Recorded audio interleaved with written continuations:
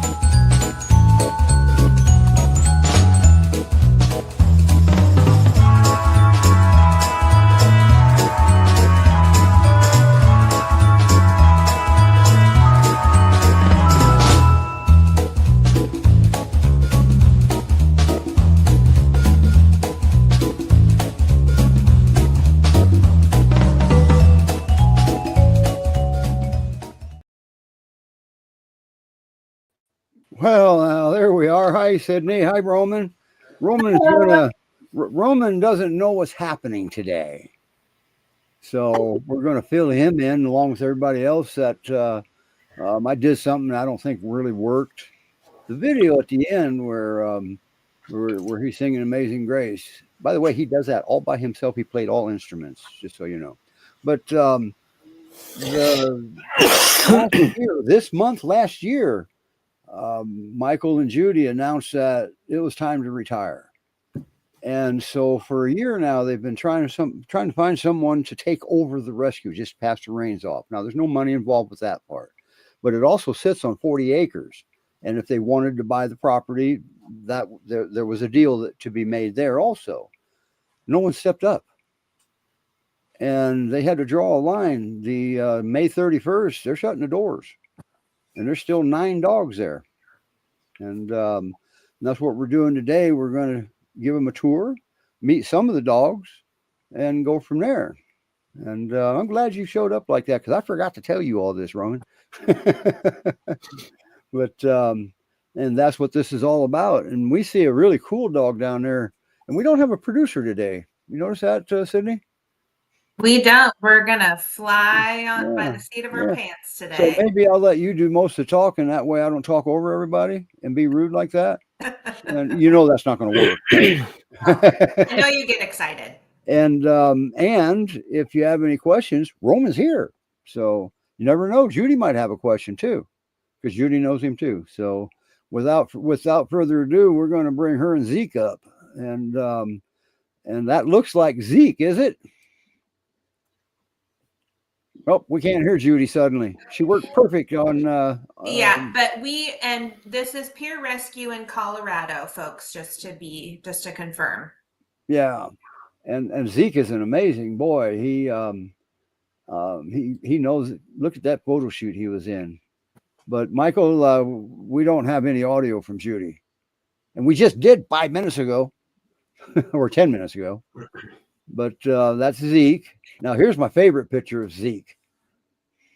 What a cutie. Yeah. I don't know how to solve it. She didn't touch it. Yeah. So I don't know what happened to the audio. Can Judy hear us?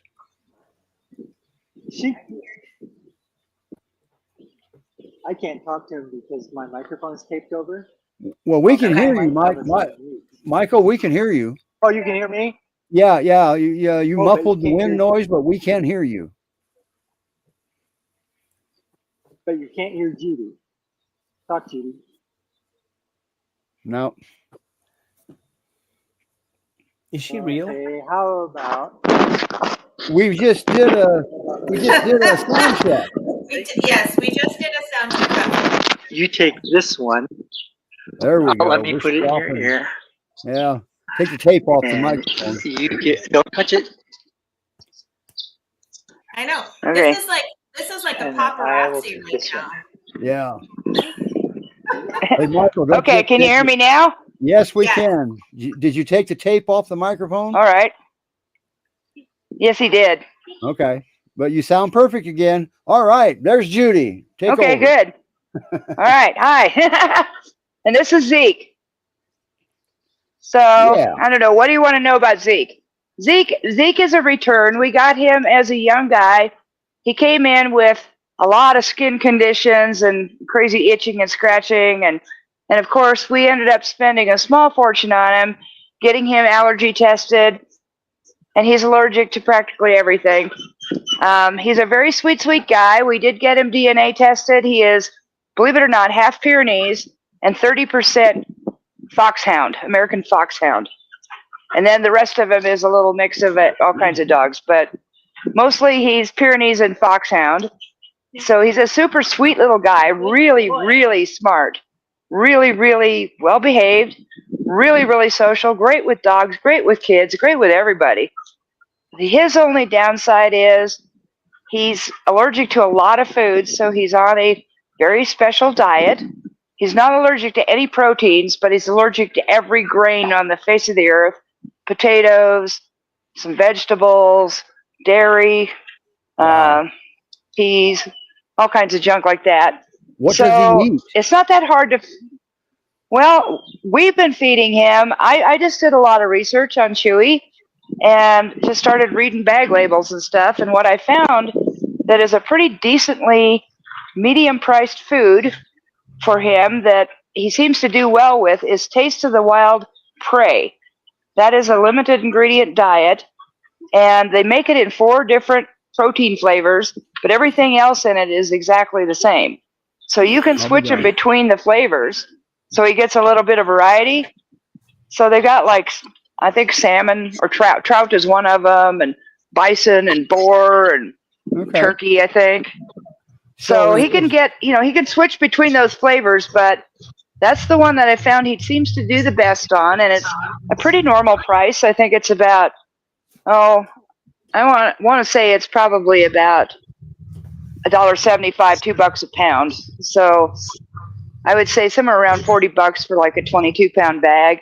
Right. And then I found a few canned goods that he can eat. There's a couple made by Merrick and a couple made by Wellness that don't have anything in it. So it is possible to feed him commercial food, or of course you could cook for him if you wanted to. So, that would be really great too if you wanted. Does he have his medication, he's got a lot of environmental allergies. So that is storage mites and dust mites and pollens and weeds and trees, and there's not much you can do about most of that.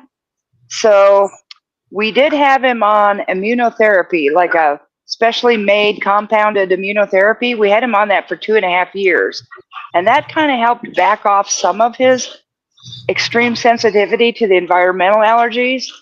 But right now he takes 1 Zyrtec and 1 Apoquil a day. And if he starts to have flare-ups, then he can do 2 Apoquil a day for up to a week, but only a week.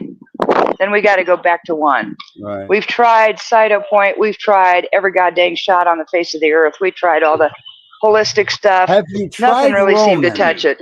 Have you tried Roman? Because no, I haven't tried Roman. Sometimes he really comes through on dogs with allergies like this. Now, the problem with environmental his allergies tend to be ear infections or skin issues, where he gets like really red and rashy, and he chews and he scratches, and he will literally chew himself bloody. Right. And it can be anywhere. It can be on his belly. He can chew the hair off his tail, one of his legs, on his side. It happens everywhere on his body, you got some in random places. You got some really good adoption points here. Somebody's going to snatch him right up. Here's the upside is I just stocked up on his Apoquil. I bought 250 of them. So that should get him started. That should be about 3 months worth or 4 months. Probably more than that. No, it should be about 6 months worth. And we are willing to give somebody like a pretty substantial donation if they adopt him, which should, cover his care for at least a couple years. I mean, I would give like $5,000 to somebody who would take him just to cover, because there's nothing wrong with him except for his needing, special care, special diet. Right. Judy, do you think he would? I would say he's about 4 years old. Okay. Judy, I have a question.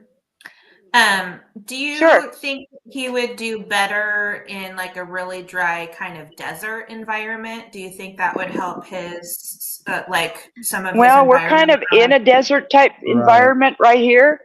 Okay. We're pretty deserty out here. We're high plains.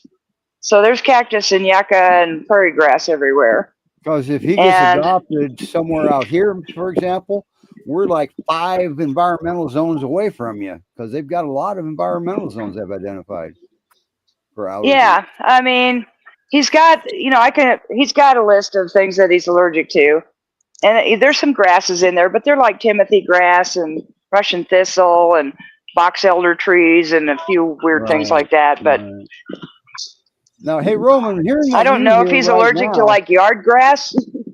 Right. Roman, hearing what you just heard, what would be a suggestion, not seeing the allergy reports, but what do you think?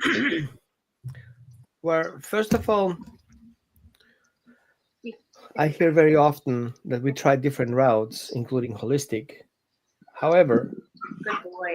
I have seen that a traditional Chinese medicine practitioner, it's not applying holistic methods, it's doing the proper assessment. Right? That's the key. Now, there are Probably. some dogs who come in with genetic Yeah, we've never had him assessed by a holistic doctor, so. Right. So there are often a combination of genetic predisposition, stress factors, and underlying medical conditions that we're not targeting. We're not going to find them.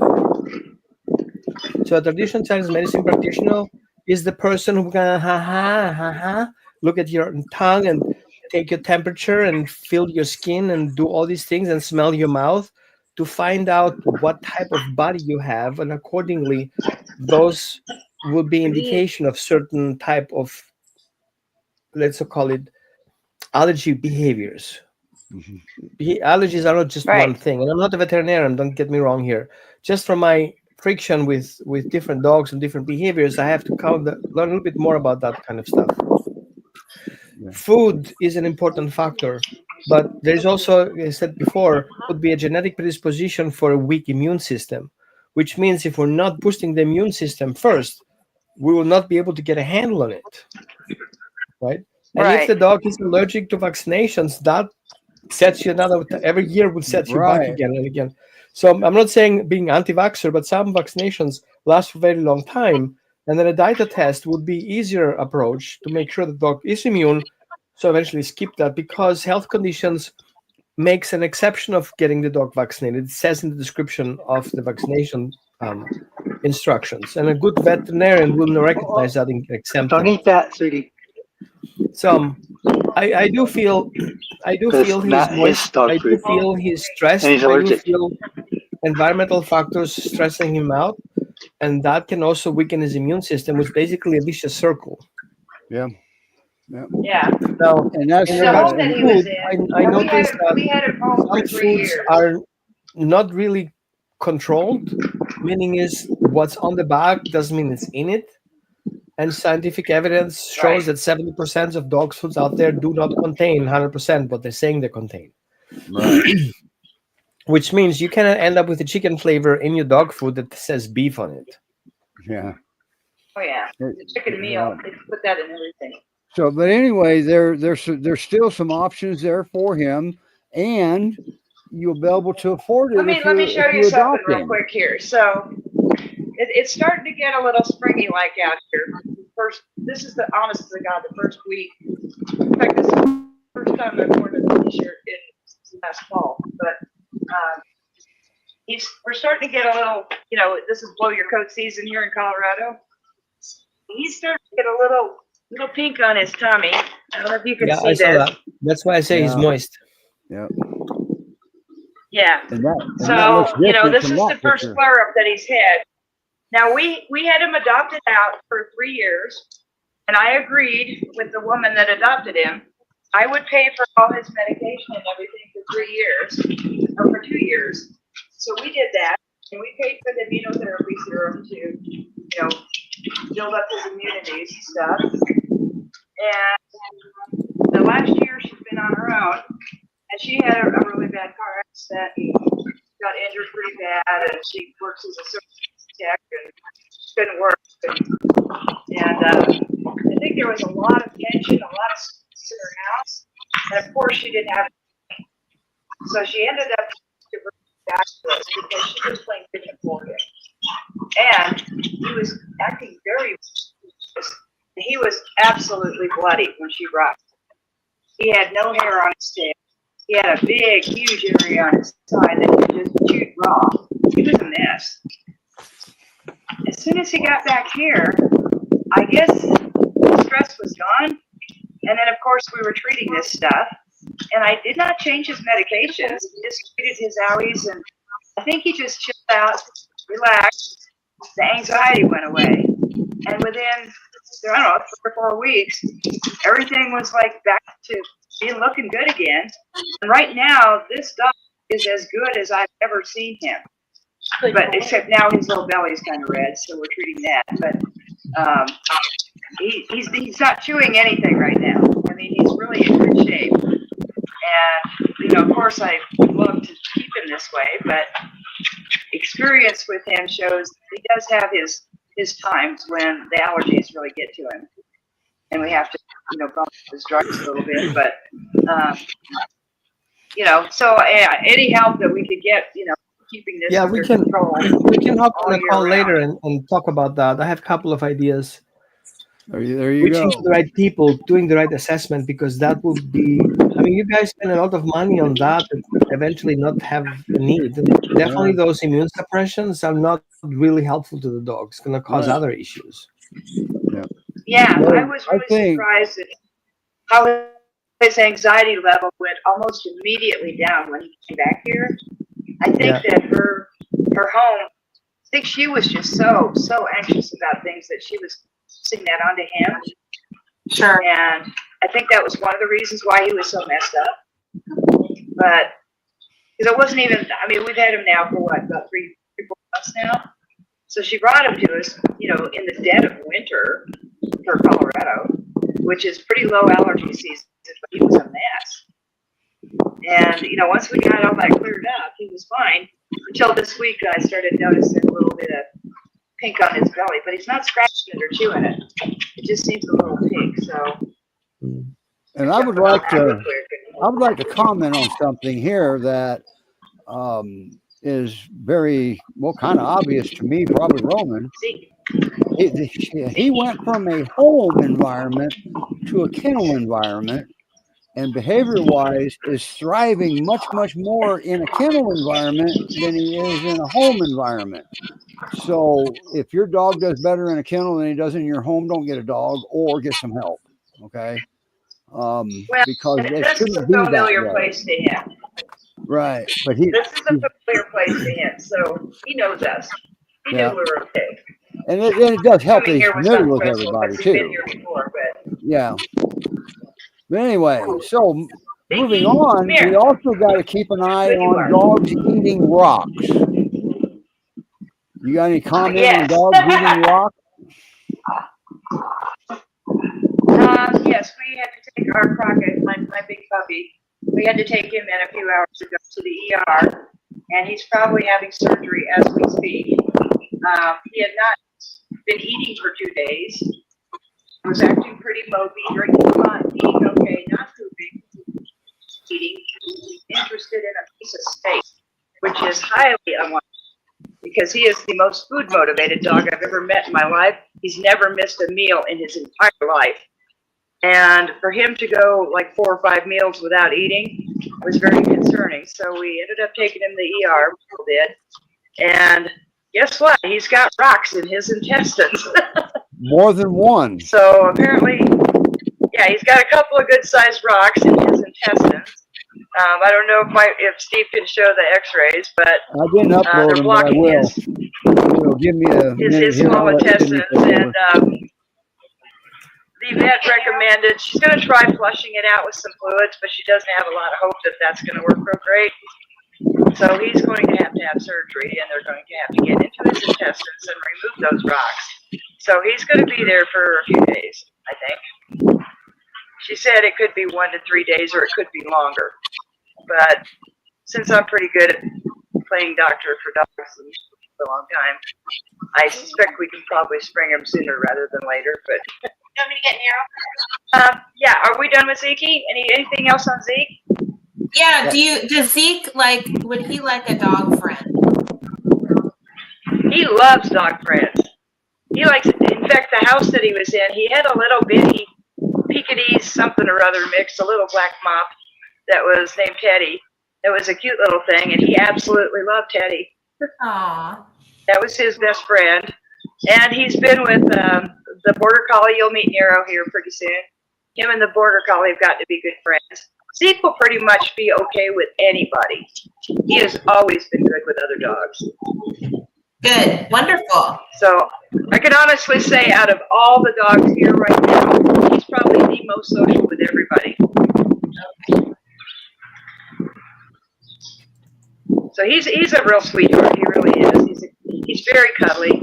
He loves to cuddle on you. He's very well trained. He's good on a leash. He can sit, stay, lay down. shake hands with you. He does all kinds of stupid pet tricks that Piers don't do, so that's kind of a bonus. And yeah, he's very trainable. And such a good boy, he really is. He's a joy. I love that little guy, which is why I'm so anxious to find him a good home, because I worry. You know, this is why I'm so willing to give a lot of money to somebody who takes him, because I don't want his medical expenses to keep him getting a good home. Because he really, I mean, he would make somebody a fantastic dog. And even with little kids, he's just great. So, you know, I can't think of a home that he would not be good in. I don't know if he's been around cats, but I suspect he'd probably be okay with cats if he's okay with a Pyrenees. So. Okay. Yeah. So no, Judy, I can't download them. The file is not legible. I'd have to I'd have to convert them and everything, so I can't do it right now. Oh, that's okay. Yep. So yeah, it was just pretty interesting pictures. Crockett's got. I wish I would have thought of it, because then I would have done this differently. Yeah, I cannot figure why on earth he would be eating rocks, but who knows? One of them looks like a pretty good-sized river rock, probably an inch and a half, maybe.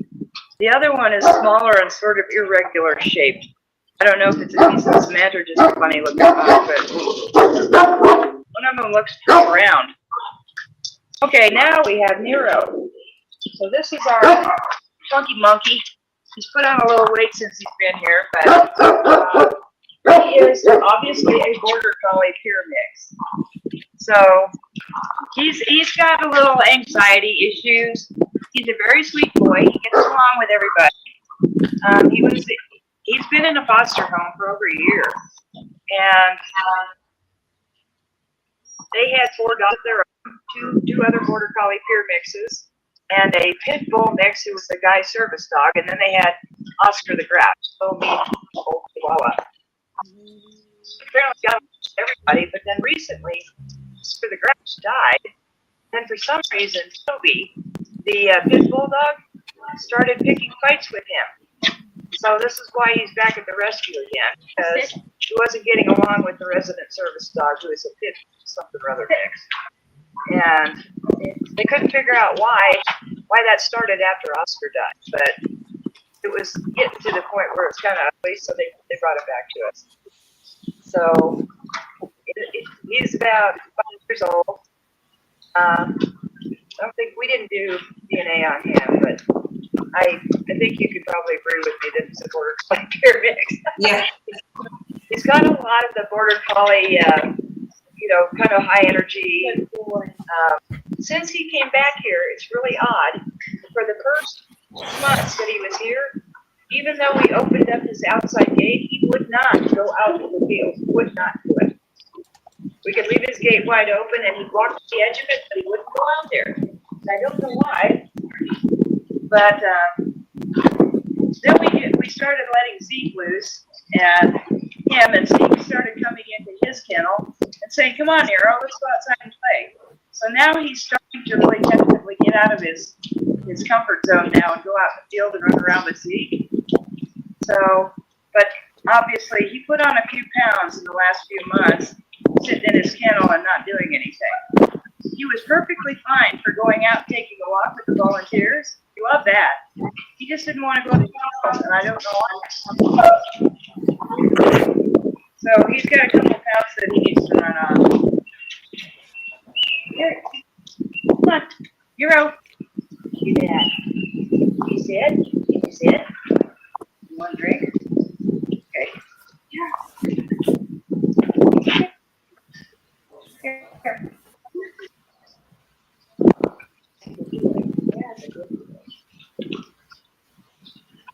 Any questions on Nero? My suggestion here, I feel the reason why he didn't like to go in the yard, it's likely the dog fights happen in the yard. At his foster home? Yeah. I don't know. I don't know. It could have, maybe. He was here before, always was out in the field. He never had any problem being out in the field here before. So, maybe you're right. Maybe that was happening at the foster home, that he was having problems outdoors. But it kind of sounded like to me that Michelle was saying that they were even having him indoors. So, hey, Judy, I just converted one of those X-ray files. There's a rock down there at the bottom, Roman. Anyway, so you got to see it. I converted it. It's a DCM file. I converted it to a PNG. So anyway, back to you in Hollywood there.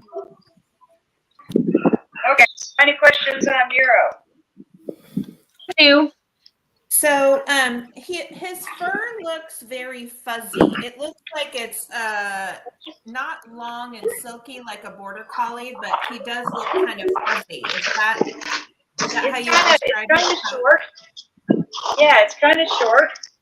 He is kind of not truly double-coated like a pyr, but he doesn't have the longer fur of the border collie.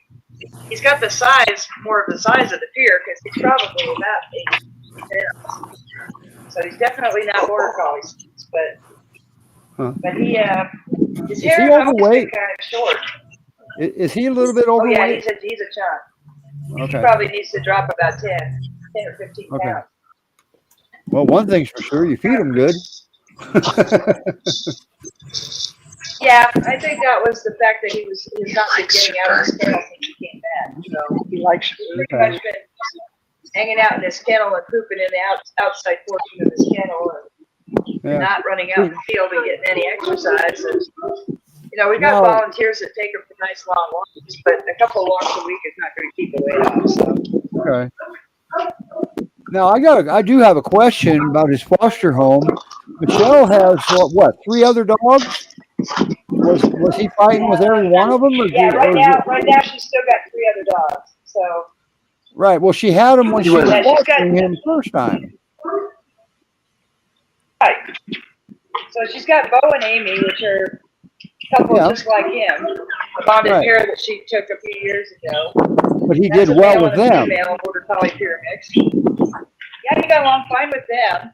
And then Toby, who is the pit bull service dog of David's. Right. So he got along. I think him and Toby just sort of, ignored each other. And then Oscar really didn't like anybody. Oscar was a little swallow for just everybody. Okay. And everybody so this isn't necessarily Nero. But because for some reason, when Oscar died, all of a sudden Toby just started getting all over Nero.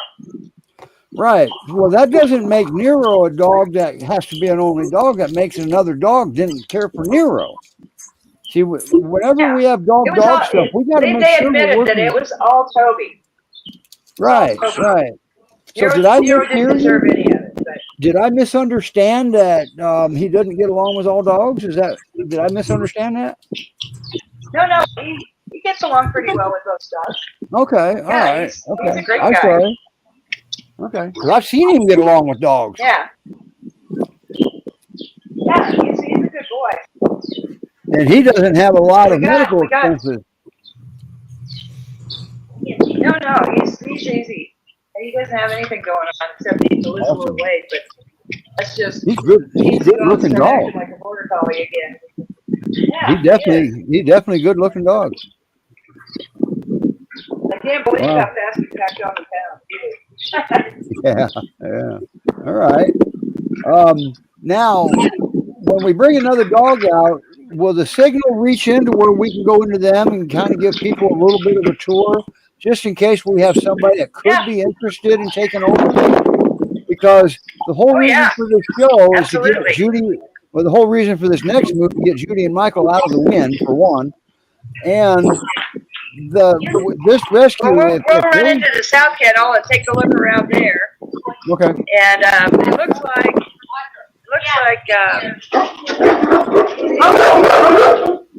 She got Ruby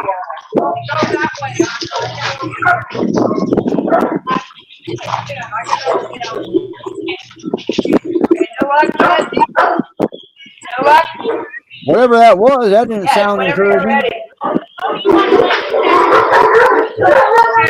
trying to catch you. Hey, so She's gonna bring Odie out right now. okay. I was gonna say I can take you down if you have to settle something there. No big deal. Boy, we hear nothing but wind right now. That's all we hear. Well, that and dogs. I can hear dogs too. But anyway, what I was trying to say is, we don't. If this rescue closes, they cover 4 states, and if you're heading west towards California, there's no Great Pyrenees rescues in any of those 4 states, and they deserve better. Now, there's my favorite dog. Roman knows this dog too. Odie. Remember Press Odie? the Roman? power button. Odie has. Well, he no longer has any of those behaviors because there was never anything wrong with him. Okay, wait a minute. Okay, we got Judy's phone on for some reason, and you're killing us.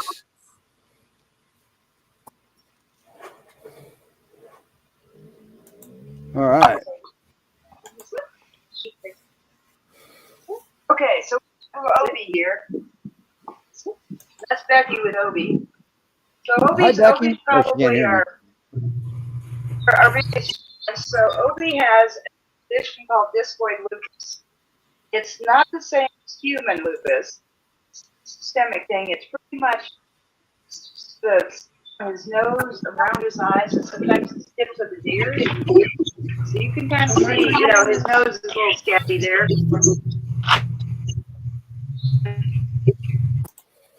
Well, I don't know. How can we go from a perfect sound check to this? Grouchy side, on the bitey side. Can you hear me? Yeah, I can now. I don't know what's happened to. I don't know what's happened to your audio, but it's cutting in and out. I said about Odie?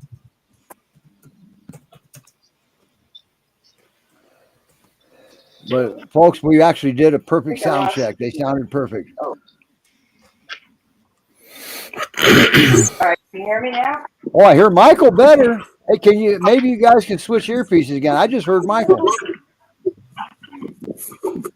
So that earpiece was the better one, because this one here is not sounding good. Yeah, Judy, we heard you say that he has a type of lupus. It's not the same as human. And then you talked a little bit about his nose, and we saw the close up, and then the screen actually froze. So then I think after that you cut out. Okay. So when he's been with us for like 3 years. In fact, almost exactly 3 years. I think he showed April 12th, 22. So anyway, when he came to us, he had some issues about being kind of with people. He was, wouldn't really call it aggressive, but he's never hurt anybody. But he can growl and snarl and snap and scare the hell out of people. He was really good at being scary, and he would snap at people. He occasionally has, gotten in contact with people, but he's never bit to the point where it's, punctured or got blood. Maybe a little scratches or something. But yeah, and so then,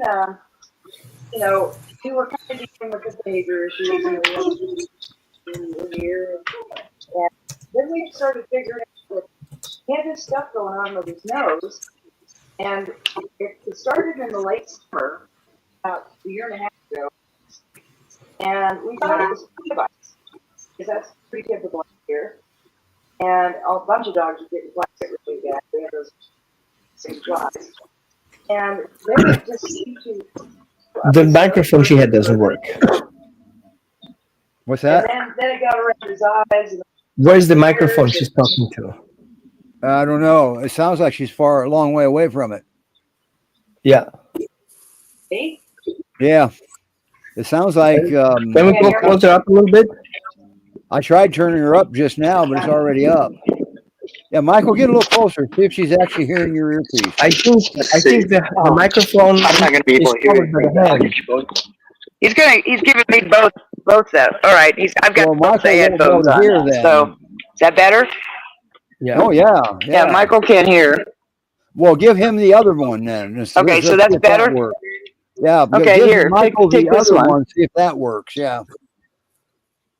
Okay, we're trading back again. Yeah. You I don't still know, that's sound crazy, good. but You still sound perfect. okay. Yeah. Yeah. That's much better. So anyway, That's yeah, our long sound story check. short, it became obvious it wasn't fly bites, so we took him in and we got him checked out, and they decided that it was one of two conditions. One was called pemphigus, or the other one was called discoid lupus. And they're both kind of autoimmune diseases. And she said, no matter what it is, I would treat them the same. So we started him on prednisone. And apparently prednisone seems to be about the only treatment for this stuff. And he's been on prednisone, started him out on kind of a big dose, kind of got his nose to start clearing up a bit, back down to like 5 milligrams a day, which is really nothing.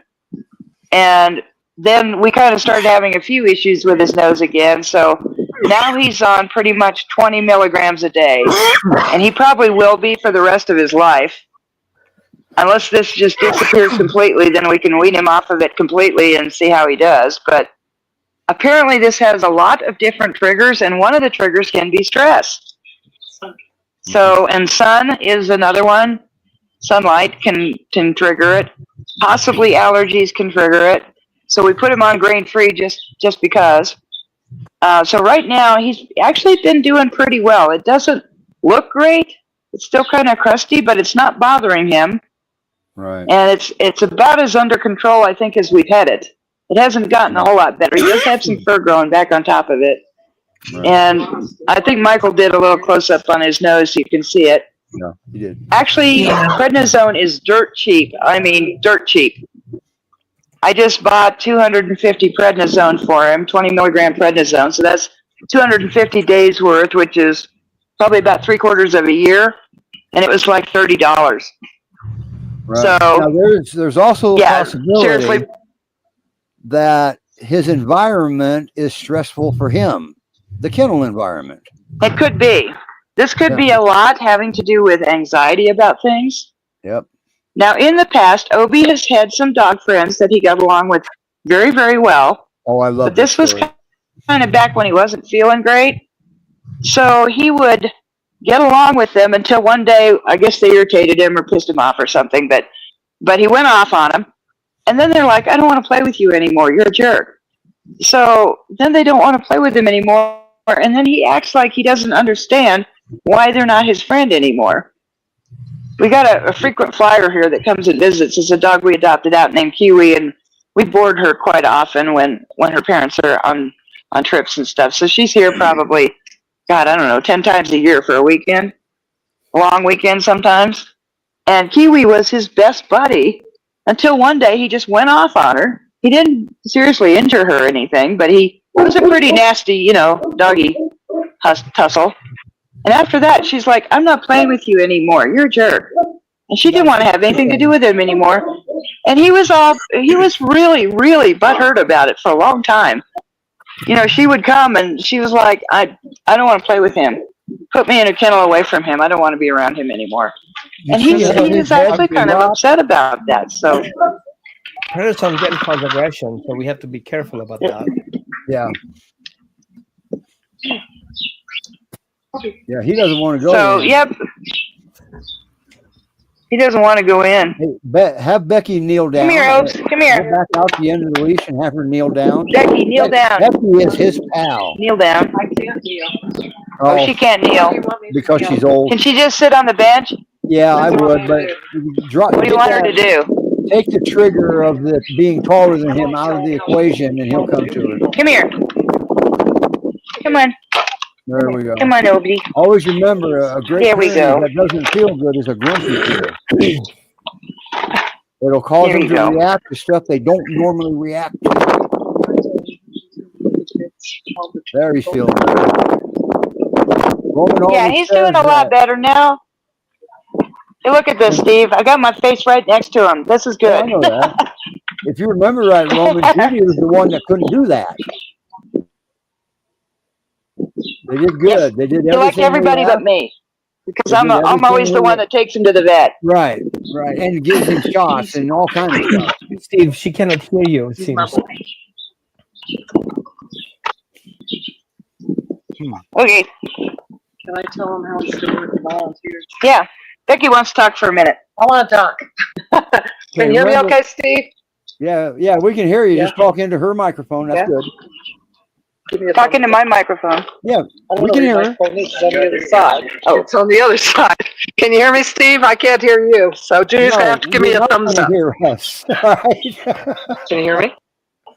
Tell Okay, her don't yes. push the Okay, button try on that. that. Don't push the button. I was going to say, if you would have relayed that to her, Judy, Wait a she would minute. have said, Judy okay. just gave me the earphone.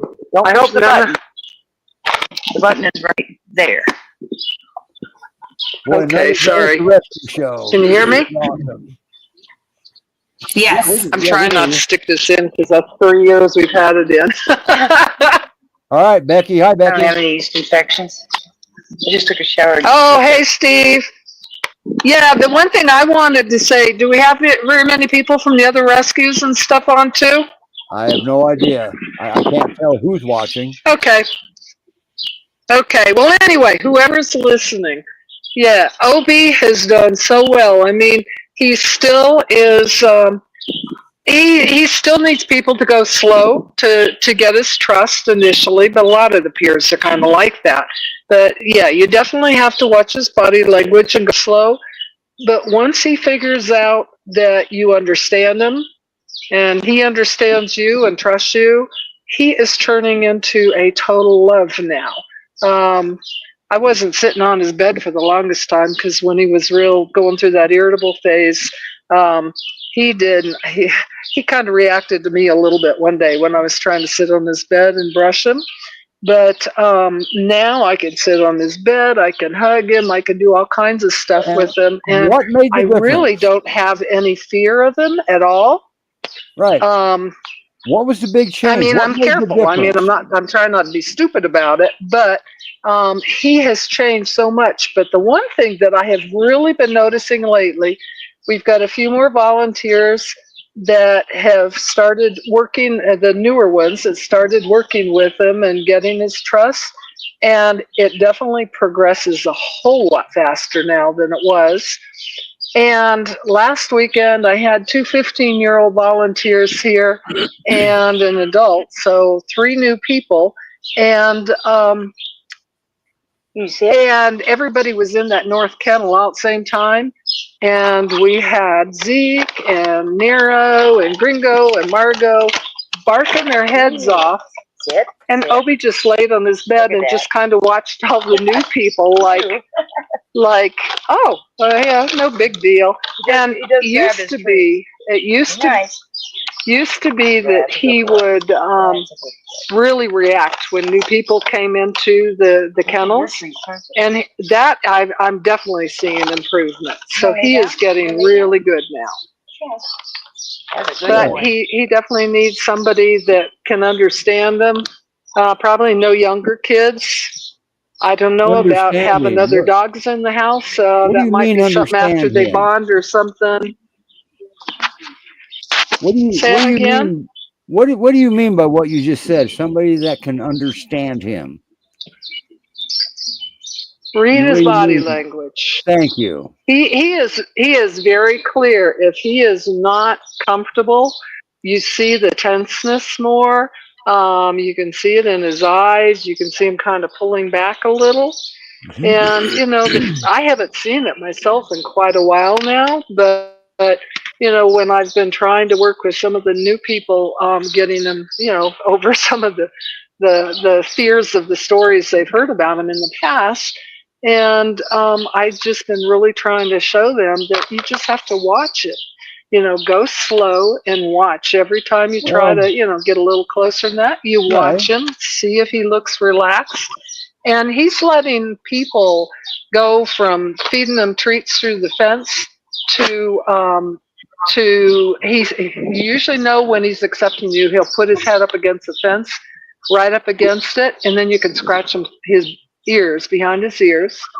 And it seems like once he lets you do that, that's when I have them start stepping into his kennel and tossing him some treats. And if he's still looking real calm, then they can step all the way in the kennel. And then they've been able to progress to having, we start with long treats, like the long sausage things, and they hold one end in their hands and hold it out. And he's been coming right up to them and taking it out of their hands, just nice as could be. Right. Well, let me explain to the folks in Roman. He loves going maybe. between your legs and getting his ears rubbed. He just loves to park his head in your lap. What do you say, Steve? I'm not hearing. Okay, we're going to explain something that maybe clarify something a little bit. You keep saying going slow. Well, Roman, would you care to talk about this? I'm sorry, say that last again. You asking me a question? Yeah, this isn't based off of time. This is done through events, okay? And the first thing that you have to get out of the dog, that the dog has to feel safe. And safety. Safe is one thing, is with you. Safety is your entire dynamic, all right? So you're not going to get anywhere if that dog doesn't feel safe with you. Right, Roman? Mm-hmm. Okay, you won't be able to go to step 2 to start building that connection if he doesn't feel safe with you. Okay, and this is what we do instead of putting a time limit on him. Okay, because that, man, I'll tell you, that 333 document has caused so many problems in the behavior world and in the rescue world. Well, okay, but the thing of it is that's all they had at the time. That's changed. Roman's created this that hopefully he'll let him distribute it. And he's got and I'm probably using the term, give him time, as time is a very fluid type measurement. Because initially, oh golly, it would take, when Kim, one of our volunteers, started really working with him, she did that over a matter of several weeks. Now it's almost like a few weeks, couple weeks, maybe, coming once a day. And some people, I had one new volunteer here a while back, and I was in Obie's kennel with him, sitting on his bed and brushing him and loving on him. And she just sat down on the floor out in the aisle just outside the kennel, which he never used to. He would be real fussy and very, very cautious with him. She sat there the whole time. Becky, and, we got to move forward here, Miss. We've taken up this almost a whole hour. And just so you know, to answer your question, GPRS is watching. They acknowledged your question. Okay. So now, he's a sweet boy. Probably want to give the microphone back to Judy so we can find out why we want to know if the other rescues are watching. How about that? Okay. Here. Right. Okay. We love you to death, Judy, but we can't let you talk till 6 o'clock or your time, 4 o'clock. Hey, Judy. Okay, I'm back. Can you hear me now? Becky had asked if any of the other rescues were watching, and I told them I did not know, and GPRS acknowledged that they are watching. So why is it? Why do we want to know if the rescues are watching? Because I'd really like rescues to take some of these dogs if we can't find like homes for them. Okay. Because these dogs have to be gone in about 5-6 weeks. May 31st, right? If we don't find homes for them, they got to go somewhere, and I don't want to take them to the Humane Society because I don't think some of these dogs will do well there. Right. And some of them are a little tough to adopt out. So this here is little Margo girl. Oh, so she's Margo, one of my favorites. She's one of my favorites down there. Yeah, she came into us last year from Austin, Texas. She had 11 puppies, and somebody dumped her and her 11 puppies. They were about 3 weeks old. Dumped them on the side of a highway near Austin, Texas. And somebody saw her there and decided to stop. By that time, 3 of the puppies had already been killed. And they picked up the other 8 puppies and her, and they took her to the shelter in Austin. And the shelter was, overcrowded and full like Texas is. And they didn't have people to bottle feed these puppies. And Margo was not taking care of them because she was emaciated. She was skinny and hairless and in terrible shape. And she was not producing milk. And they didn't have volunteers to bottle feed 8 puppies, so they were going to euthanize the whole bunch of them. And of course, yet another, good Samaritan said, well, we can't let that happen. So they went and got her, but of course they couldn't keep her or the puppies. So they started looking for rescue, and, I'm a sucker. And I said, yeah, sure. If we can figure out how to get them here, I'm all in. Well, we can't really put them on transport because the puppies weren't old enough to be vaccinated. And we've got PACFA laws here and blah, blah, blah, And so it was a little bit of a difficult situation. So we had to wait around until they could at least get their first shots and pretty much start getting on, puppy mush. And then, sorry, not a tickle. Then we started looking for transport. And I couldn't put them on to commercial transport because they weren't vaccinated enough. And so it ended up being, we had to find a pilot. And it took forever, and I found a pilot that would do it.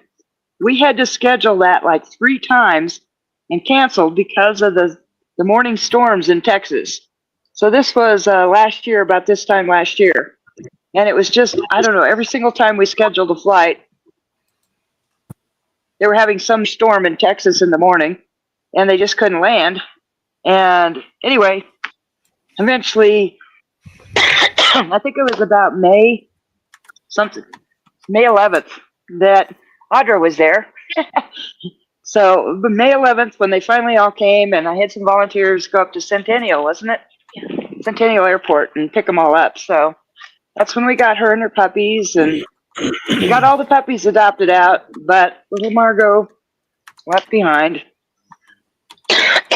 So we got her spayed, and she got her all fixed up, and she's all healthy as a horse now. And she's spayed, and there's nothing wrong with her whatsoever. She's not super great with a lot of other dogs. She does better with males than females, but there's some males that she won't play with either.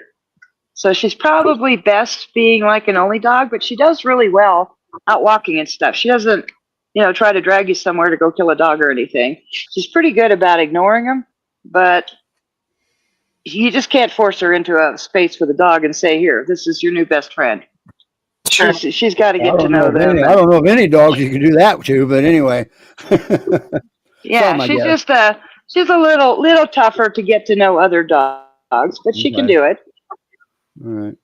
Okay. And a lot of it around here has to do with she was so very protective of her puppies. And some of these are the same dogs that were barking at her puppies. Sure. So I think she just didn't like them from the get-go because she was protecting her puppies against, like Odie is next door to her in the kennel next to her.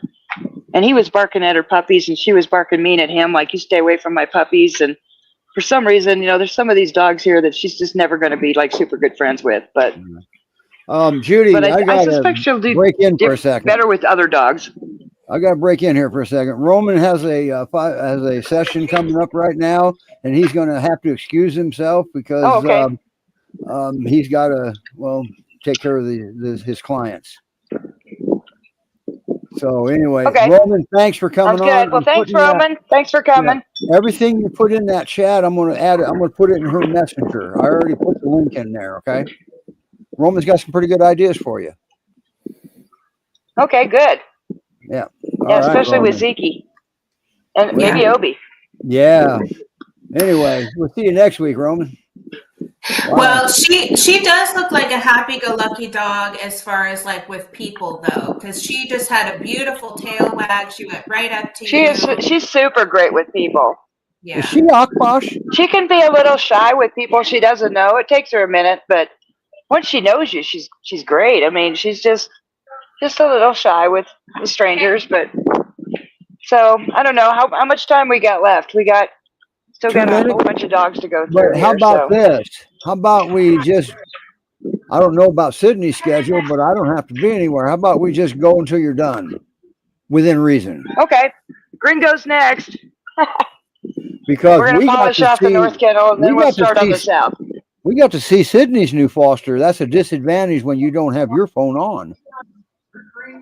Yeah. Yeah. So is it Pyrenees? What is it? Oh, yeah. Yes. Pyrenees?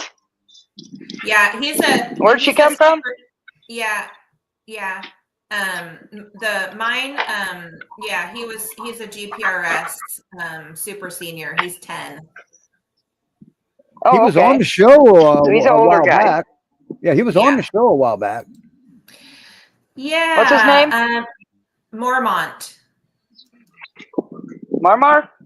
Yeah, Yes. Mormont. That's a weird name, but okay. Haven't heard it before. I think it's French. Oh. Anyway, Okay, so Judy, now we have Gringo out here. Oh, This is Gringo. Gringo. Boy, that's And a he's good looking probably dog. Akbash. Yeah, I think he's Akbash Really? pure mix. I would say Yeah, he's got the Maremma double pure dues, mix. but Man, he's I big. would, yeah, but he's big. Yeah, but he's bigger than Maremma. So Yeah. Yeah, he's probably, 115, 120 pounds? boy, he's Oh, not wow. afraid He's a of- pretty he's big not guy. Yeah, look at that. Look at And how he long looks his legs solid. are. Yeah, he looks solid. Like he looks well built and like he's at a perfectly appropriate weight. So he looks great. Yeah, Wow. he's a good looking boy, and he's about 4, Is he pushy and he was a return. or return? Yes, he's Boy. a return. In fact, most of what we have here are returns right now. So Don't he they was know brought back that- to us. Don't they know you're trying to retire? Yeah, but we were taking dogs clear up until about a couple of months ago. But yeah, I pretty much, I'm still open for our returns because that's in my contract, and I feel very strongly about it. But it seems like every time we adopt out 2 dogs, we get one back. Well, And this has been like, I've never had more returns in the last couple of years than, oh my God. but So here's the his thing. parents were moving to Spain and couldn't take him with them. Well, that's different. I wouldn't have moved, but anyway, that is a little bit different. But Well, they're Man. taking 2 other peers. They're not taking him. oh, well, now that sucks. Yeah. Yeah, that kind of sucks. And they said it's because he would jump over the fence and the other 2 would follow him. Oh, so they're blaming And him. so he was the instigator. Has he ever Yeah. went over your fence? No, not even close. Imagine that. Why was he No, he's trying never to get tried to away escape from his anything. owner? Was he trying to get away from those people? I don't know. They lived up in the mountains and they had like 4-foot fencing. Whoa, they And also I had think it was just wildlife easy. then. They had wildlife. Yeah, wildlife. Yeah. And you know how peers are. Once they figure out how to get out, it's just a fun thing to keep doing it, Yes and no. Yes and no. But I like him. I confused him with Odie sometimes, or Mac, one of those 2. But Probably Gringo, Odie. yeah, We'll see that's a Odie good too. boy. Yeah. Now Odie. Yeah, Odie looks a lot like him, only a little skinnier. Okay. So now he doesn't have any medical issues either. Nope, he's perfectly healthy. Okay. And of course, Cool. everybody here is completely up to date, vaccinated, microchipped, spayed, neutered. Awesome. Okay. Who's So yeah, next? everybody's all good to go. Who's after? I don't who's know. after Gringo? Has she got Ruby? That's what I'm wondering. I want to see Ruby. You ready? Okay. Because So I okay, think, we're gonna. She's gonna put Gringo back. Okay. We're gonna see if we can at least take a look at Ruby. Try not to get too far away from Michael. Nope. Well, that's not Ruby. Neither one of them, right? I think Judy's too far away from Michael's No, phone. but those 2 are clearly ready for their 15 minutes of fame. Yes, they are. And I apologize when I sometimes am turning my camera off because this is the first day of having a new dog in my house and the dogs are separate. So I have to pop over and keep an eye on things. So Gotcha. That's fine. You'll get that. This is why we're here. Dogs come first. yeah. Yeah. Now we've lost Judy completely. I don't know where she went. Michael, can you hear me? I can hear you, but I can't talk because my microphone's taken.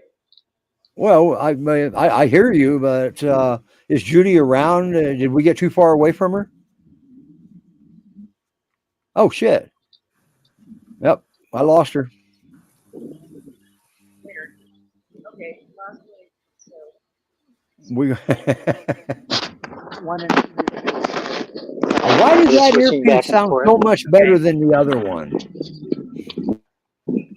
Michael's got a parrot again. It may have lost his pair.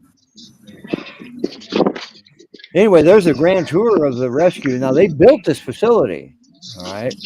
And this facility took them a while to build it. Okay, can you hear me now? Yeah, well, now we can. I was talking about you building this facility. Yeah. So, okay, so now Ruby here, the little girl, she's a little Pyrenees girl. That's Ruby? That's Ruby. And she is very, very sweet, but she's, I guess, kind of what you want to call feral, maybe. She does not trust people. And from what I can figure out, she has a fear of being trapped and grabbed. So it's really hard to get a leash or a harness on her. Well, she's not afraid of your volunteer. She's not afraid of her. No, she's doing pretty good with Becky right now. So, and there's a couple of volunteers that she kind of has taken a shine to. We've kind of learned that I've also seen her run away. When they're standing up. Yeah. Oh yeah. Oh right. You absolutely have to be on the ground, or she will not approach you because she needs to know that you can't grab her. Okay. Now she needs to know she has an out. Okay, before we get all the questions flooding us on why, I'm going to go into that. You're unstacking a trigger. A top predator for the Great Pyrenees are birds of prey. Threats come from above and we're taller than they are, so they're kneeling down to take away that height to unstack that trigger. Okay, that's all it is. It's called trigger stacking. Come here, Ruby. That's a good girl. Yeah, it's a back good to you, girl. Judy. So now, Odie is her buddy. That's her mentor. And Becky here, the one that's feeding her right now. That's Becky Odie. is probably going to adopt Odie. Odie, you can vacuum him. Yes. Yes, you can vacuum Odie. You can vacuum Odie. We have video proof of that. You have to, I got to remember. Yeah, he likes to be vacuumed. Okay, so Becky, she brought him back today so that we could maybe get our hands on Ruby. That's why Ruby's because since there. Odie left, she went backwards after Odie left. Like he a was her only buddy. Like a bonded pair getting separated, yeah. Yeah, He was her mentor. And she kind of figured if he trusted us, then maybe she could trust us. Right. So, but then once he left, she wouldn't get near anybody again. Now they weren't together long enough before he went to Becky to become bonded, were they? Maybe just two, maybe 3 months. Oh, that's long enough. Well, maybe you did separate bonded pair. Maybe Odie comes with a package deal. I don't know. He just said that he thought Odie should be a package deal. It's a adopt one, get one free. Everyone keeps trying that. Well, you might have to take Ruby. Well, just take her for maybe a few hours to start with and see what she does in a home under those circumstances. Worth a shot. Now there's one little negative about Ruby. She can climb anything. Oh, really? This girl, she can climb. See this up here on this fence? Oh, that was her. You know why this plastic is here? Yep. Yes, because she could climb up here and crawl out here. Okay. She doesn't bother the perimeter fence because it's got hot wire top and bottom. Right. But if it does not have hot wire on it, she can be over it in a heartbeat. Okay, two questions, or two-part question. How would somebody adopt Ruby under those circumstances, and why would they adopt her? I would probably say that they need to put hot wire up. Thank you. Yes, she has Two a of them, one on she bottom, likes one that on top, picture. just in case She's definitely if going over doesn't work. Well, you can see ours here. So we have ours down here for diggers, Right. and then we have it here, and this is 7-foot fence, Right. or probably close to 8 foot. Right. But anyway, it's so this keeps the climbers from climbing. Right. We've never found anybody that can fly over 7 foot without touching it. All right. I'm gonna make a point here, but I'm gonna have you join in first.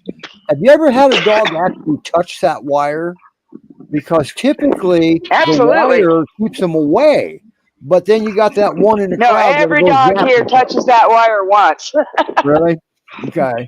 Because it's kind of a joke. So when we get a new dog in and we turn them loose out in the field for the first time, you kind of look at your watch and say, let's see how long it is before we hear a yelp and see a white streak run across the field. Because that means they touched the hot wire. Yeah. They figured out that was not cool. And most of them will never get near it again.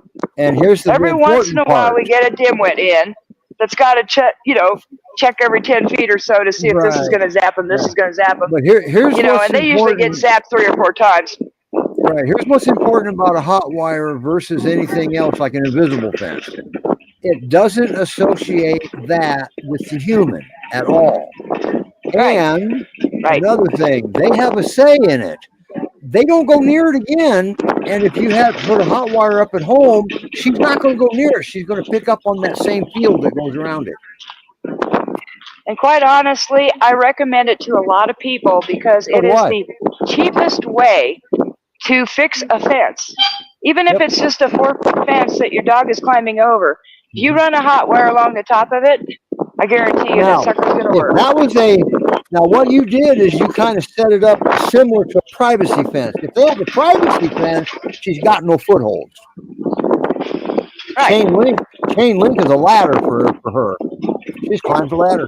Oh yeah, and what, privacy fences do have footholds. They got the cross pieces. Well, yeah, but not the vinyl ones. The vinyl ones are smooth.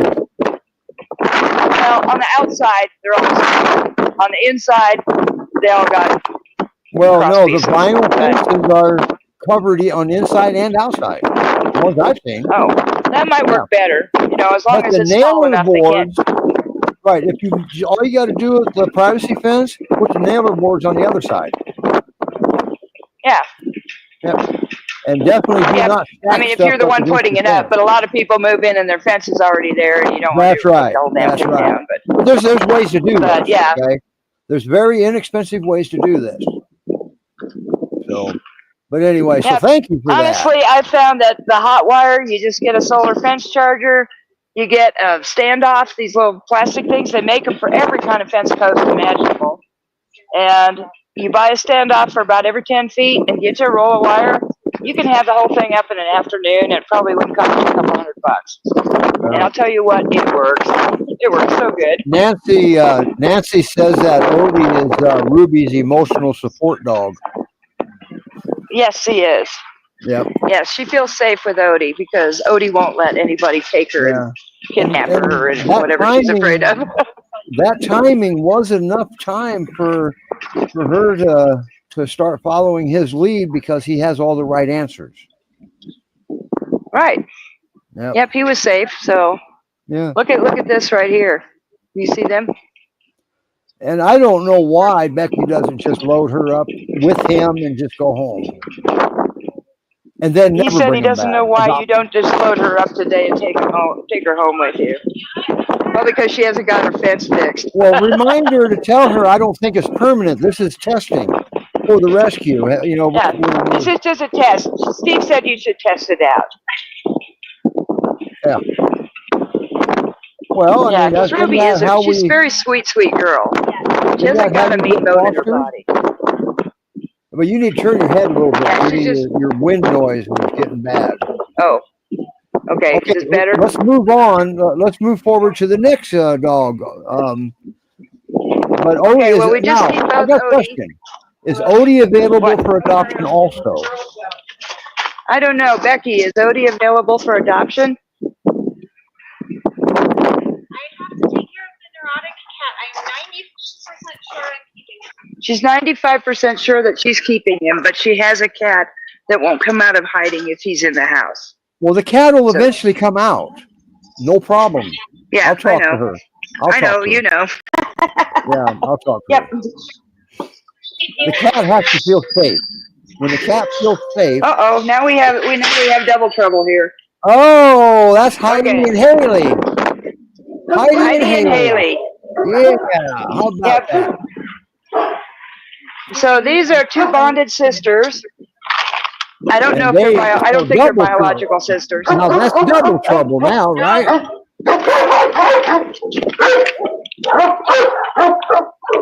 Come on, girls. Come here. So they're gonna rip around and smell everything here.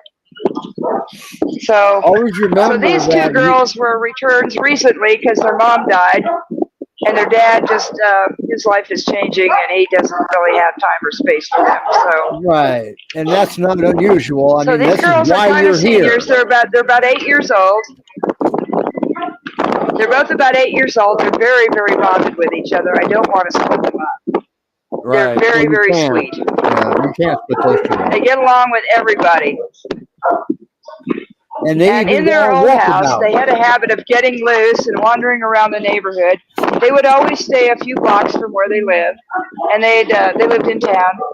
And they would just, wander around until some person was out in their yard, and they'd both run up to them and say, "Hi, got a snack?" Yeah. So they loved everybody. Yeah, I honestly, probably about 4 or 5 times a year, I would get a phone call because of their microchip or their tag. Yeah. He still kept the PYRescue tag on him because they always called me and said, "We've got your dog." In fact, there's 2 of them, and I'd say, "Do you live in the Village 7 area of Colorado Springs?" And they'd say, "Well, yes." I said, "I know exactly who they are and where they belong to, and you can take them to 3452 Whimsical Drive." All right. That's where they live. I mean, it happens so often. I memorized his address. Now you got to experience how they get out, didn't you? Yeah, they absolutely. Haley is an expert digger. She can dig a hole that probably isn't big enough for you to stick your head in, but somehow both of those dogs can squeeze out through that hole. And she can do that in like 30 seconds flat. Ain't that something? So they don't jump. They don't jump anything, but I'll tell you what, they're really good about digging. So whoever has them is either going to have to put hot wire along the bottom of the fence or some other kind of dig-proofing device, cement or something. But is there something that triggers it, or is it just a game now and she just heads to the fence? Oh, it's just a game. They just like to go wandering around. It's a good time. They always go home, but at least they're friendly, so nobody needs to feel threatened that knows them. No, and they stick together. They always go together, always. Wow. Yeah, where one goes, the other one goes. So Haley opens the door and Heidi follows. Yeah, Heidi's the chunky monkey, and Haley's the one that's a little bit skinnier. Is that That's Heidi why it there always with Ian? surprises me that the hole that Haley can get through, somehow Heidi can get through it too. Oh, she can make herself little. Piers are known for that. Oh yeah. They're beautiful. Yeah, she can make herself no bigger than her head. They're really, really nice, sweet girls. You gotta remember, if you adopt them, you're going to be more lenient with them when they get out because they're so good looking that you just can't get upset with them. No. Wow. They're pretty hard to resist. Yeah. And really, the only reason they're here is because they're a pair.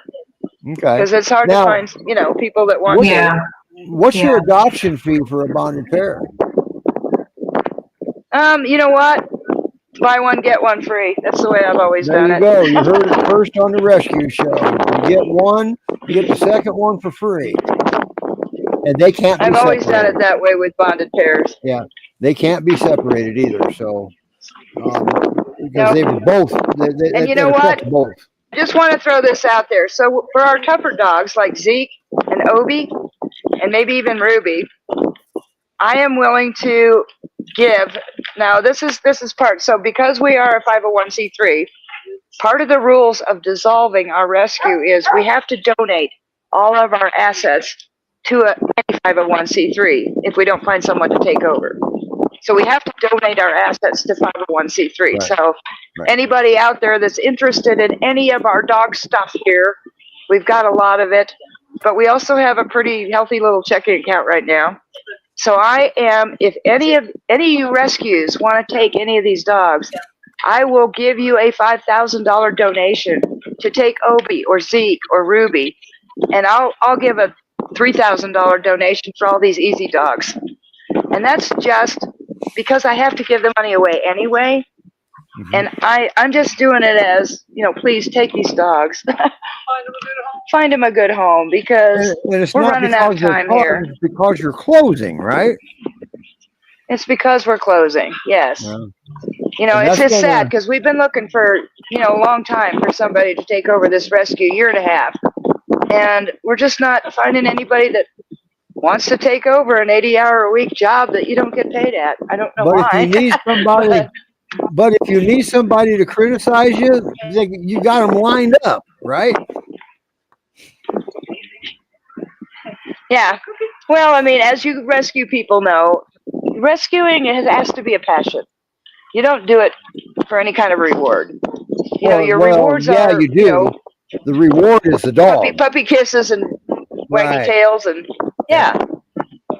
the rewards are what you get out of finding homes for these dogs, but you don't get physical rewards. You don't get paid for it. You don't get a paycheck. You don't get written up in People magazine. You don't get any of that crap. You just get the warm, fuzzy feeling that you're doing the right thing and you're taking care of God's creatures. And we're supposed and that's to. Why that's why it's hard to find rescue people, because they got to work. Yeah, it's definitely, somebody that has a very unique situation, maybe a family that will chip in and help. Maybe dad's the breadwinner and mom and the teenagers can stay home and run the rescue. I'm a facility-based rescue. We're kind of the odd duck out there, Not everybody has a facility. Most of them do fosters, but facility works for me. And we'd love for someone to, buy our place, and we move out and you move in and you start running this place, and we'll give you the dogs and everything. Everything stays with the place. And that's the best scenario. That's the best scenario. The next best scenario is we'd prefer for someone around Colorado, just because we need a PYRescue where I'm at. I am so goddamn busy because there is no other single breed PYRescues within multiple states around me. Mm-hmm. So, this is needed here. But if anybody wants to take over this rescue and come pick up all this stuff, and, we'll turn over the paperwork and the books and the bank account, the checking account. And if you stay in Colorado, you can take over our 501c3 and our... Right. If they have foster homes, they can run this from their living room, right? Exactly. If you want to start a foster-based rescue, we'll hook you up. We got dog dishes and beds, and we got money, we got records, I'm even willing, if I stay here in Colorado, I'm even willing to help, somebody get started. And we also have to know that... I'm not going to walk off and leave you. Yeah, we also know that even the board of directors have offered to stay on if needed. Right? Yeah. Yep. Most of my board of directors will be there. Now, here's a question. Or if somebody does step up and say, hey, I can run that out of my living room, and they're in Colorado, does your PACFA license transfer to a new address? PACFA has more to do with the facility. Oh, okay. And stuff. So, so they would probably have to get their own PACFA license. Okay. Because they'd have to have like their foster homes inspected or their facility, their paperwork, that kind of thing. So that means if they bought your facility, then the PACFA license stays. Absolutely. Yep. Okay. And the IRS 501c3 it's more of an inspection of how you do things. Right. Now, the 501c3 would transfer, so would our checking account, our savings account. That's right. Our rescue groups software account. You can take over all of that. The 501c3 will transfer out of state too, won't it? Or will it? No, it won't, will it? Yeah, Yeah, it will. I think, I think it will. Yeah. But you I have think it to would. become a nonprofit in the state that you reside in order to make that valid. Right. Yeah. Yeah, you would have. Well, you would be the nonprofit. Yeah. So But anyway, we took if this you're- over from John and Linda. Yes. Yes. Yeah, they just changed names and addresses. That was it. Now this That's is all they 30 had years changed. of PYRescue and sanctuary in Colorado, and man, let's try to keep this going. Yeah, they're 30 tired. years I is mean, a long their health time. isn't the greatest, and they're getting old, and there's a lot. There's 40 Yeah, acres we're here to getting take old care and- of. Yeah, I don't know why Becky doesn't step up Yeah, and just we're take getting it too over. old for the place. Yeah, it's just too much work for us out here. We're just getting too old to be ranchers. That's right. Wrangle large Yeah. dogs and 50-pound Now, bags of dog food. with how I see Becky there handling dogs, why didn't she just to come up here and take it over? I don't get it. No guilt Because trip, she's got a job and so does her husband. and you can't do that. See, that's the problem. This is why Why do I it's feel so like I'm difficult. being talked about? He said, how come Becky's not coming over and taking this over? And I said, because she's got a daughter and a husband and a job. And no, it's not practical, you And know. that's why they haven't been able to find Oh, yes. anybody in a year and a half. Okay, because people have to work. And if you buy that facility, the facility isn't owned by the rescue. That's owned by them personally. All right. So the facility Yeah. stays. Now, if you buy that Yeah, facility, this now you're facility, gonna we have a will payment. sell our property and our 40 Right. acres in our house and all the outbuildings and everything. But, Right. So unless you're you the know, owner and the of buildings belong to us. So, you know, that's part of the Right. property. so But, the bottom line is, if you buy the facility, you're probably going to want a job to be able to pay the payments. All right, unless Yeah. you're the owner of, unless yeah, you're you got to John be like Elway. independently wealthy or have an investor. Or, Yeah. Or maybe John Elway might take the place. He likes dogs. I know that. oh, maybe. Yeah. What are he you used to own writing the those and Broncos. me for? Where'd your Now, who's sister that go? dog? Who's that? Oh, this is Camo. This is Camo. That's Camo? All right. This is Let me get a Camo. couple pictures of him up. Now, he was He's a also big guy. returned. He was also returned. Yeah, because he bit a guy on a camping trip a few weeks ago. Bit him I'm twice. not buying it. But I think the I'm guy not- was acting like an idiot. Yeah, but because I'm not real sure of the story there. It didn't make much sense to me, but I don't buy he's it. I'm sorry. the guy that bought Camo is getting married to a woman with a 4-year-old boy. And because Camo was aggressive to this guy, she's decided that he's too dangerous to be around her 4-year-old son. Judy, I don't buy that story because once, like you said, it doesn't make sense. Why couldn't he just say he's too big for a 4-year-old? I don't know. Because nobody likes to take responsibility for their own stupidity. Right. and you can't not disclose it because you're totally transparent because you don't want to get in trouble. Yeah. Right. No. So I think he padded doesn't the have a story. police record. It didn't get turned over to the cops Right. or the There's guy no didn't go to the proof. hospital or anything like There's that. zero proof. And he's 3 years old and he behaves very much like a puppy. He's very playful. He's very sweet. Yep.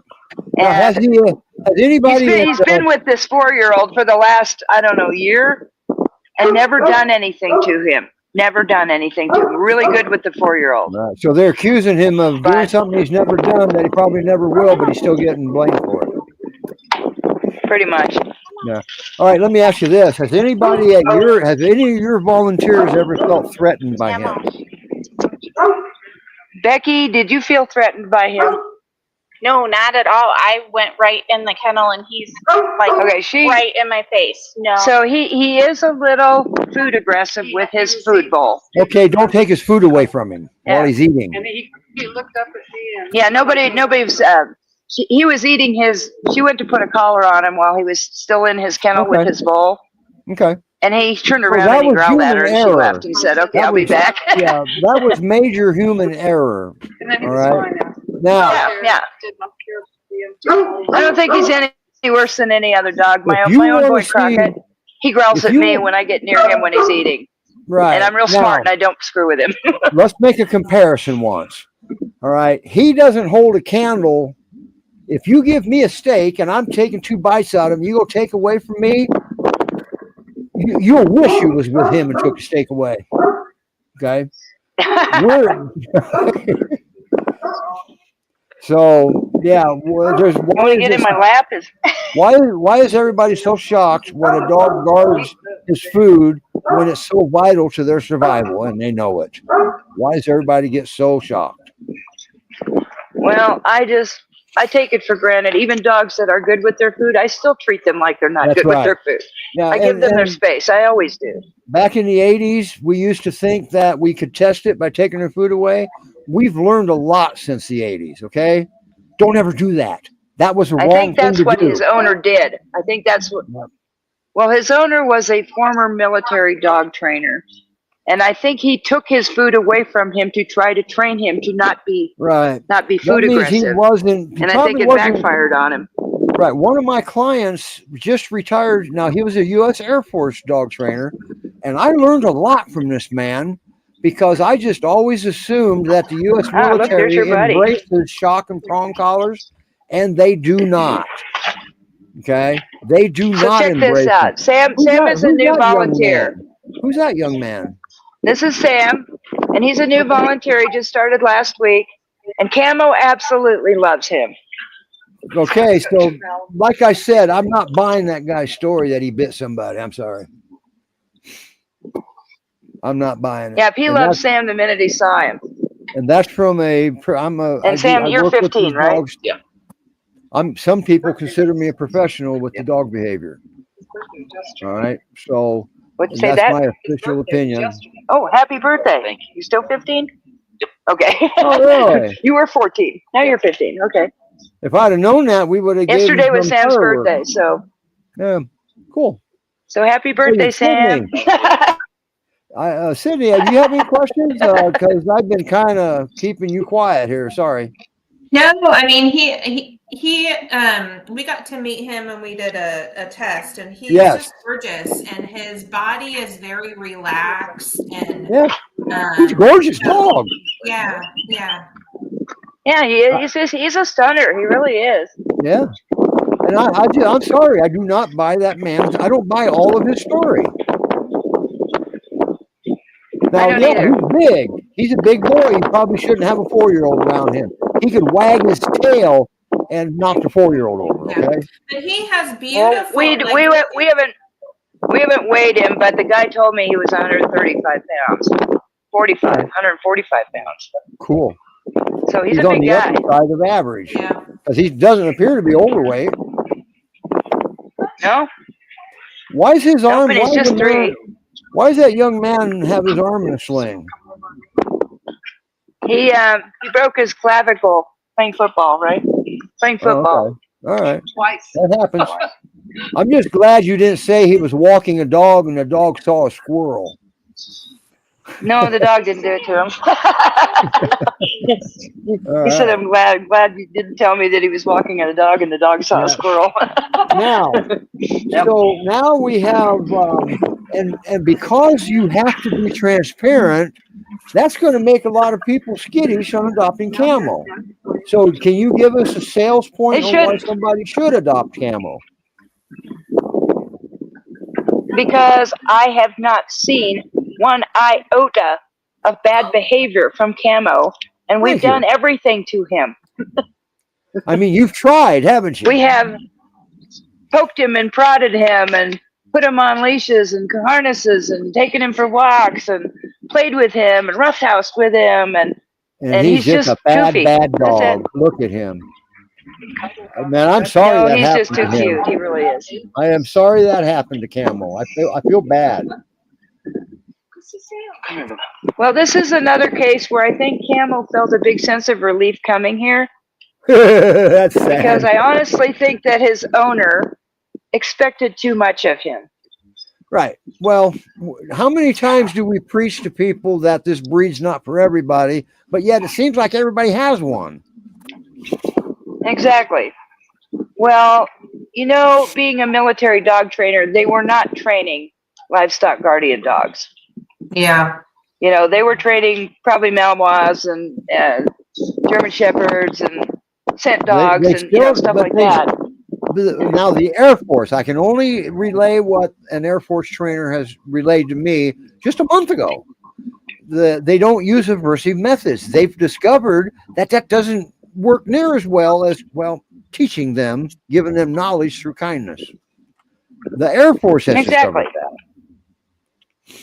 But they didn't ever have to deal with a dog that refuses to obey commands. Well, that's because we teach them.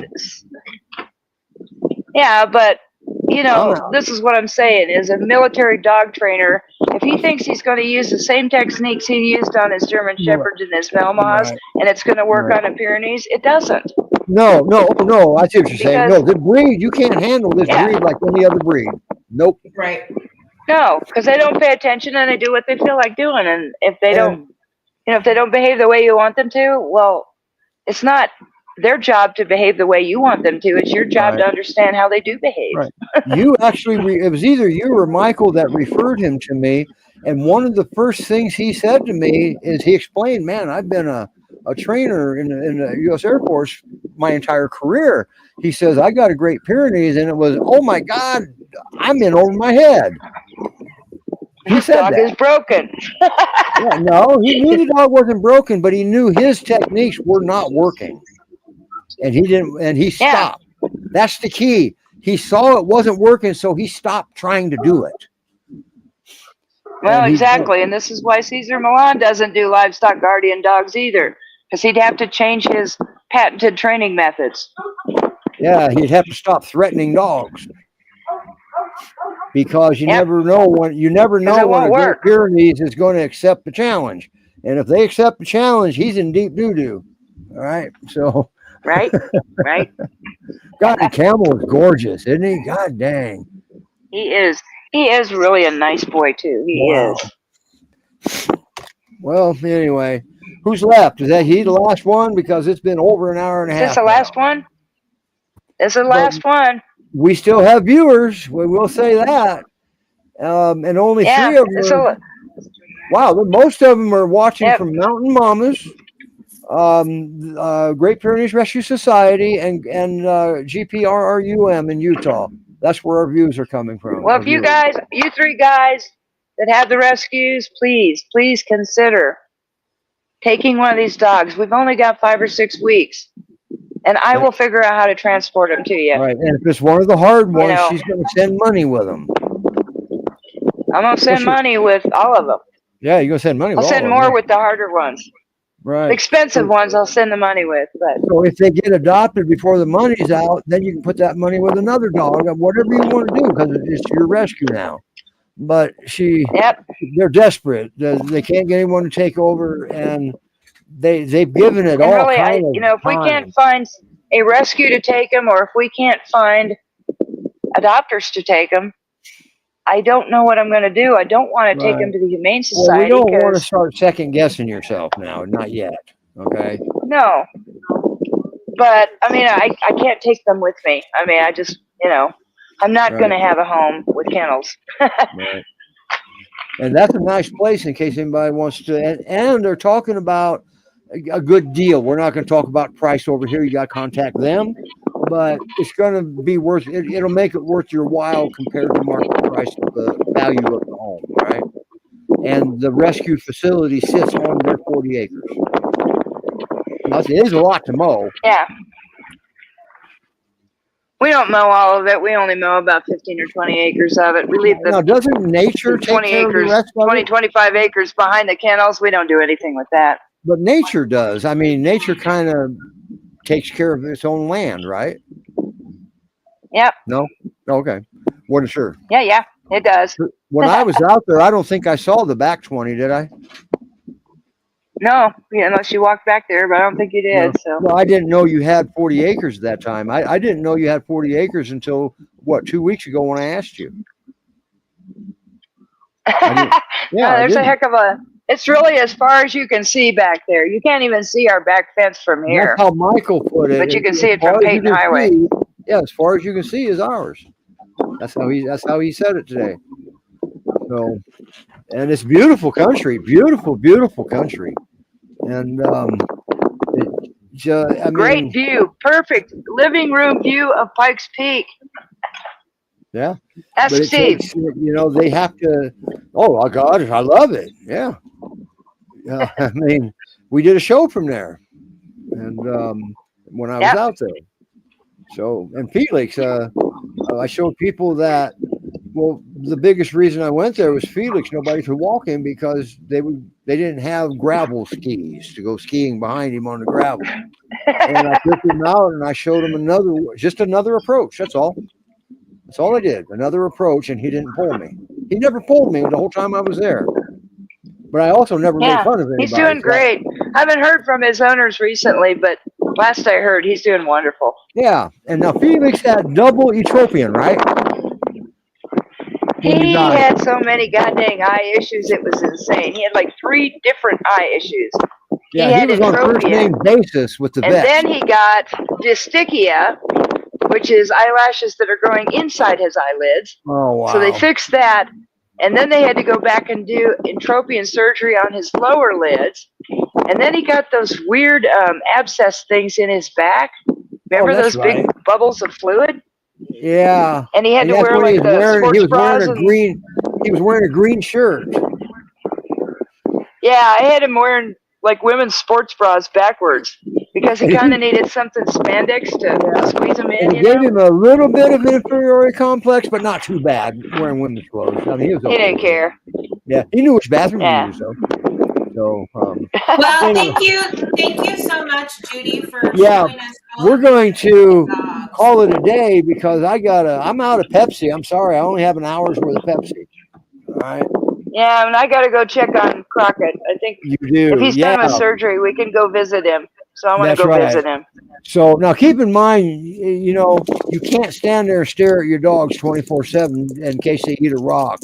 Be aware, okay? Well, the vet told Michael we should cover our rocks with screen. And I said, we got 40 acres of rocks here and there everywhere. How are we supposed to do this?